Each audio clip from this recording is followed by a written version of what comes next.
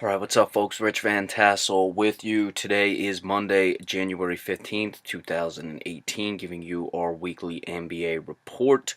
In the Eastern Conference, the Celtics continue to set the pace. They are 34 and 10. They have now won 7 straight, so they're starting to really get back to their winning ways. Of course, they had that long win streak at the beginning of the year. Didn't really sputter, but were playing, just a little bit over 500 for a little bit. They just went to London over the week and beat the Philadelphia 76ers. So they have had some extended time off because they're coming back very good on both road and home. Playing very well, of course, and they're also 8-2 in their last 10. But the most important thing is they've won 7 straight, still giving up well under 100 points per game, plus 5.3 in the differential. Toronto, who is 6-4 in the last 10, they lost the last game. They are plus 8.1 to be exact, but over plus 8 in their differential. Continue to keep pressure on the Celtics a little bit, but with the way the Celtics have been playing, they still have the 3.5 game lead. Toronto is splitting the difference between the Celtics and the Cavaliers, who are 7 back, lost 3 straight. Some serious concerns, I would say, going on with the Cleveland Cavaliers as of right now. They got pounded in a game against the Toronto Raptors. They gave up a big lead to the Indiana Pacers and lost the game. Minnesota also beat them pretty handily.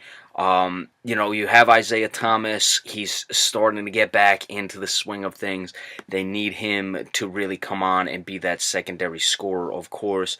Has been playing off and on at times because of he's coming back from injury. LeBron James is still putting up very good numbers this year.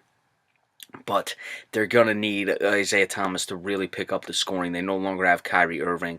Kevin Love is really disappointed in his time these last couple years since he's come to Cleveland. He was pretty solid at the beginning, but he just looks lost at this point. So he's really starting to give me cause for concern as to what he has, what he doesn't have. So I don't know what's going to happen once Isaiah Thomas gets in the full swing of things, but they're certainly not the team that they used to be. Guys like Jay Crowder need to pick up the slack. It's really going to be contingent on what happens when Isaiah Thomas comes back. They got to get him in the swing to see if they need to make any moves at the deadline.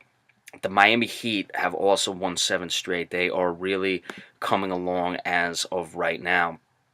This is a team led by Eric Spoelstra. Remember, they got off to that horrible start last year. Then they were able to come back.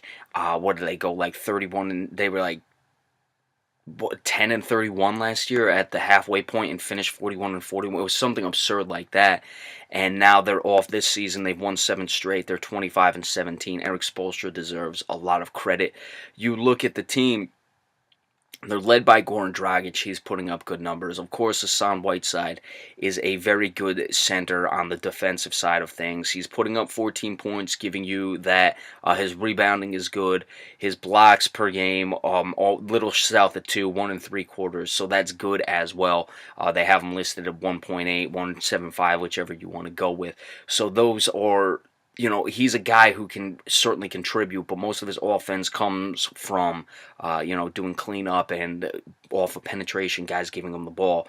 So that is one of the, but he still has the high PER for whatever you want to put in that. Dion Waiters has stepped up with 14 points. You have a lot of guys averaging points here. Tyler Johnson has been a nice addition since coming into the league as like the backup point guard, backup shooting guard, whatever you want to have him. He can run the point.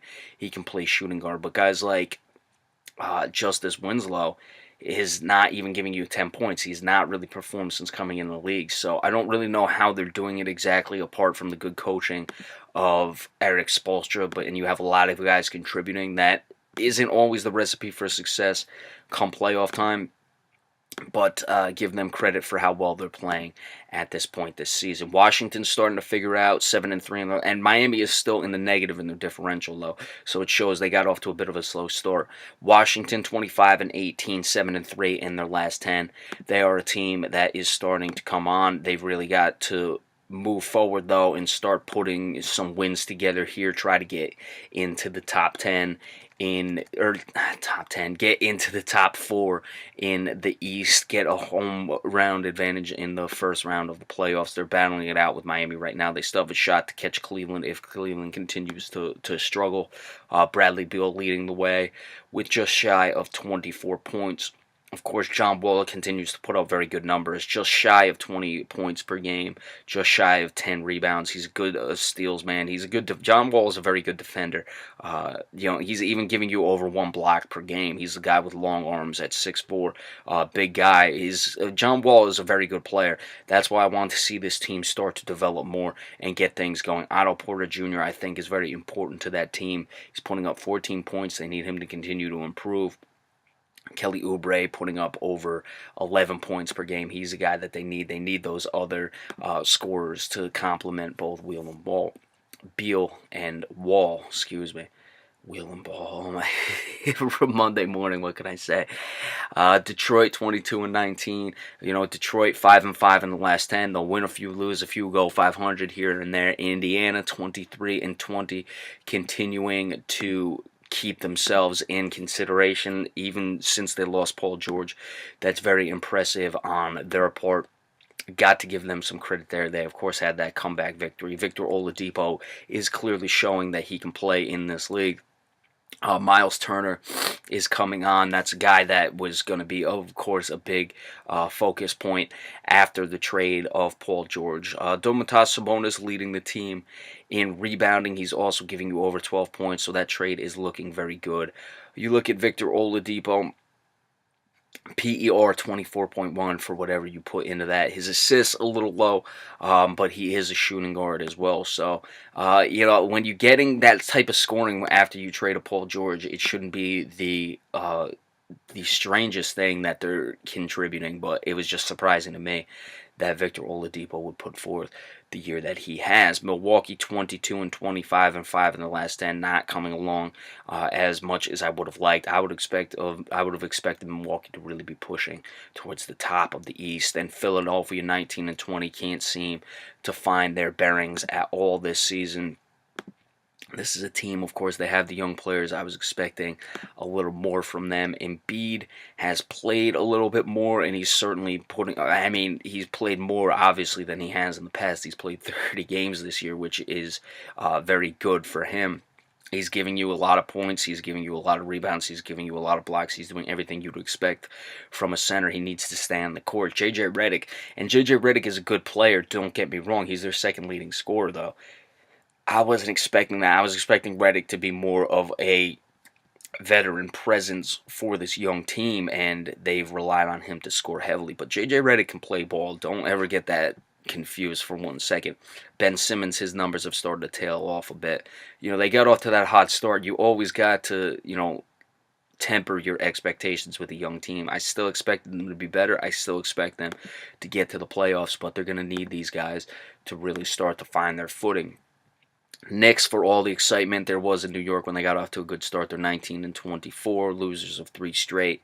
Kristaps Porzingis' play has started to really come down a bit. Then you have Charlotte, of course, they continue to struggle, 16-25. I got to give the Chicago Bulls credit. They're up to 16-27. I thought they would really plummet, but you're really now dipping into low margins of the minus in the differential. New York was minus 1.1. Charlotte was still only minus 1 point. Chicago was minus 5.9. Brooklyn continuing to progress, 16-27. I'm not saying that Brooklyn is a good team, but they have clearly shown that they're an improving team. Considering how bad things looked a few years ago for Brooklyn, they're certainly much more competent, much more competitive. Then Orlando has really fallen off. They've lost 7 straight. They got off to a decent start. They've really got to start figuring things out. They have just not been anything close to respectable since they lost Dwight Howard. I thought maybe this year they'd have a shot. I certainly thought they'd be better than this, but they're struggling. And the Atlanta Hawks, 11-31. In the West, Golden State continues to push the pace. They are 35-9, 8-2 in their last 10, plus 9 in their differential. They have that very good differential, of course, as they do every season. continuing to play well, continuing to distance themselves from the rest of the West. Of course, Houston struggled for a bit. Let's see if Houston can try to catch Golden State if some complacency sets in. Golden State, for as good as they are, I don't expect them to run away with things, because when you're this good in a long NBA season, you can certainly hit lulls. You just look at their top scorers, though. Steph Curry, 27.8, Kevin Durant, 26.3, Klay Thompson, 20.6. You do have Draymond Green giving you over 11 points. Those are the only four guys in double figures, though. That's something I worry about. Look, Golden State's strength is their depth. You can have all those great players, and you're going to be difficult to beat, of course, but they've always had good depth. But once you get past Draymond Green, I mean, Omri Caspi is giving you 7 points per game. Nick Young is giving you almost 7 points per game. These are not the guys you would have expected. Guys like Andre Iguodala and Sean Livingston aren't even giving you 6. Zaza Pachulia, the guys who you had in the past to do these things. So that is something that would be a little bit of a cause for concern if I'm the Golden State Warriors. Houston, 30-11. They've won 3 straight. Still at +8 exactly in their differential.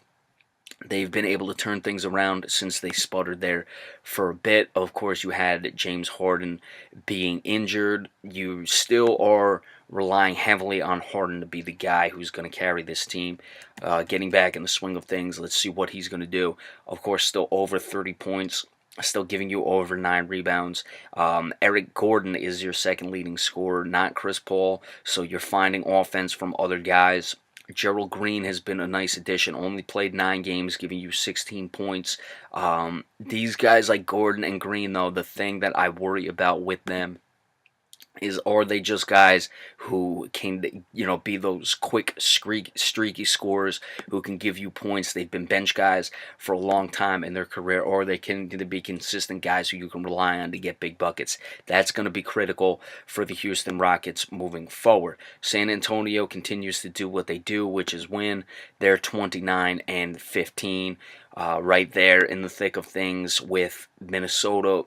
They're still 3 or 2.5 behind Houston and 6 back behind Golden State. So I'm expecting them to be battling it out with Minnesota between those 3 and the 4 seeds. Who knows? They could possibly move up.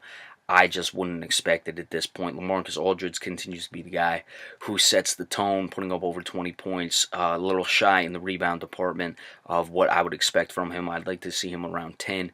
He's only giving them 8.5. But again, Rudy Gay is the guy who's your third leading scorer with 11.5 points. They're just getting a lot of contributions from a lot of different guys. Manu Ginobili, while only giving you 9.3 points, is doing it some nights. Then another guy, it'll be Tony Parker, who's 8.4 points, only giving you 4 assists per game, not the Tony Parker of old. So how far can LaMarcus Aldridge and Kawhi Leonard, who has only played 9 games, starting to get his feel back, giving you a little over 16 points? How far can they carry him? Minnesota then 29-16. Winners of 5 straight. Minnesota is playing exactly as you would have liked to have seen Minnesota play coming into this year. I didn't even think they'd be playing this well. I expected them to be around the 4th or 5th seed. They're certainly coming along nicely, though. So good to see that Minnesota has finally gotten their act together up there in the Twin Cities. Oklahoma City now 23-20. They had lost 3 straight after it looked like they were really turning it around. You look at them, they are 3-5 in their last 8. So still some inconsistency. They are there in the 5th spot, still have a shot, I would suppose, to get all the way up to the 4th spot, get home court in the first round of the playoffs. But you look at this team, they're still 5 behind the Minnesota Timberwolves, and the Minnesota Timberwolves are in the same division. Of course, Russell Westbrook putting up the good numbers, 25 points, 10 assists, and 9.6 rebounds. Paul George over 20 points. Carmelo Anthony over 17 points. Steven Adams giving you the 13 points. Steven Adams is not really a go-to scorer. He is a guy who gets his points off other guys doing things. You're just not having enough. That's one thing that concerned me with the Oklahoma City Thunder, is where they'd find the rest of their scoring. Raymond Felton, I think, has been solid at times. Andre Robertson is not a scorer. Those are dynamics they have to figure out You let guys like Oladipo and Sabonis go, they would fit perfectly with the guys that you had to give up, Domantas Sabonis and Victor Oladipo, to get in the Paul Georges and the Carmelo Anthonys. New Orleans coming along nicely. They are 22-20. Like to see if they can really start to push things. They have some talent on this team. We know that. Of course, I've said that Rajon Rondo has been the big guy in this one, what he can do to get Cousins and Anthony Davis playing well together. Cousins 26.7, or excuse me, Davis 26.7, DeMarcus Cousins 25.5 in the points, 12.6 and 10.5. Look, I don't care about analytics or any of those things. You have two big men putting up those kind of numbers, you should be a much better team. Even a guy like Etuan Moore, who can play point, is giving you over 13 points. Jrue Holiday playing point. These are guys who are scoring as well. And then you have a nice player like Rajon Rondo. I still think they have to figure out more of the NBA game today with the analytics, the three-point shooting. Certainly Rajon Rondo does not fit into that. But you have those guys, you can rely on that, and you use, Etuan Moore's, Jrue Holiday's, you try to get some shooters in there and see what you can do. Then Denver 22-21, the Clippers continue to play well, and even without Chris Paul, give themselves a shot at the playoffs. They're 21-21. All top 9 are in the plus in the differential. Clippers have won 4 straight. Then it's really starting to tail off. It looks like it's going to be the top 9 and everyone else. Utah is 4 back behind the Clippers, who are in 9 at 17-25. Phoenix 16-28, -7 in their differential. I thought Phoenix would give you a little more than they have this year. You had some high draft picks on the team. Guys like Marquise Chris from last year, who were really not doing much of anything. Greg Monroe, brought over from the Milwaukee Bucks. He didn't do much when he was in Milwaukee. Of course, like Josh Jackson, 9.7 points, not really doing that. Greg Monroe is just not a guy who really fits in to today's NBA. Devin Booker still putting on big points. These are a lot of somebody points on this team. You look at the guys like Marquise Chris, 7.2. These were guys who were supposed to, build this team, and they're just not coming along at this point as you would have expected. Then the Lakers now have won 4 straight out of nowhere. Who knows what's going on in Los Angeles. Dallas, I thought they'd be a lot worse than 15-29 at this point. And Memphis, the wheels have fallen off, in Sacramento Kings. Well, I mean, who even know? I don't know which is worse, the Sacramento Kings or the Cleveland Browns. All right, power rankings. Golden State is still number 1 at 35-9. Got to have the Celtics at number 2 with the 7-game win streak. Could probably put them at number 1 in some. They're 34-10. You really got to start looking at the Celtics as a serious contender this year. Houston, number 3, winning 3 straight at 30-11. Number 4 will be the Toronto Raptors. And number 5, I'm going to give it to the Miami Heat on a 7-game win streak. All right, that's it. Remember, we appreciate all subscriptions. Stay tuned for any flash alerts with anything that goes on in the NBA or NFL as we enter championship weekend. And remember, of course, we appreciate all subscriptions as well. Enjoy your week, and we will see you next time. Thank you all so much.